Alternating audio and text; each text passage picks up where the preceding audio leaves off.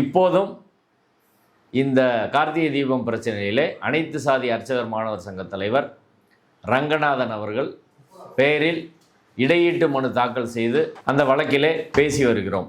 இதோடு தர்கா எல்லா தரப்போடு ஒருங்கிணைந்து அதற்கான பணிகளை முன்னெடுத்து வருகிறோம்.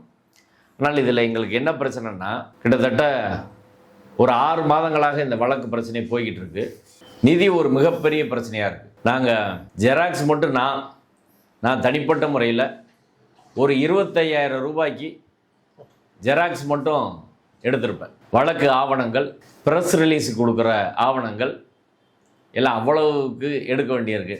நேற்று சென்னையில் நீதிபதி ஹரிபரந்தாமன் அவர்களோடு நடந்த பத்திரிகையாளர் சந்திப்புக்கு ஜெராக்ஸ் மட்டும் 3000 ரூபாய்க்கு எடுத்தோம். எல்லாம் கலர் ஜெராக்ஸ் எடுத்து எல்லா டாக்குமெண்ட்டையும் கொடுத்தோம். அதுக்கு முதல் நாள் மதுரையில் நடத்தினா ஒரு 2000 ரூபாய்க்கு ஜெராக்ஸ் எடுத்தோம். இதில் உள்ள ஆவணங்கள் எல்லாம் பல 1000 பக்கங்கள் இருக்கிறது. பிஹெச்டி தீசிஸ்லேருந்து ஜட்ஜ்மெண்ட்லேருந்து எல்லாவற்றுக்கும் ஏராளமான தொகை கையிலிருந்து செலவிட வேண்டிய ஒரு அவசியம் இந்த வழக்கில் இருக்குது.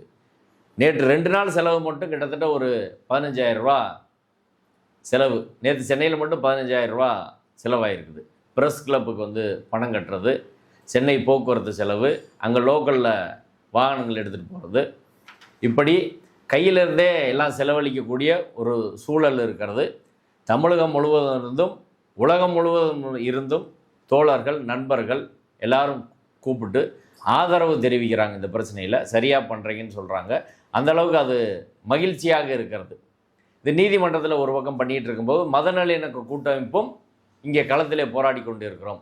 ரெண்டுக்குமே பிரச்சனை நிதி இல்லை என்பது தான்.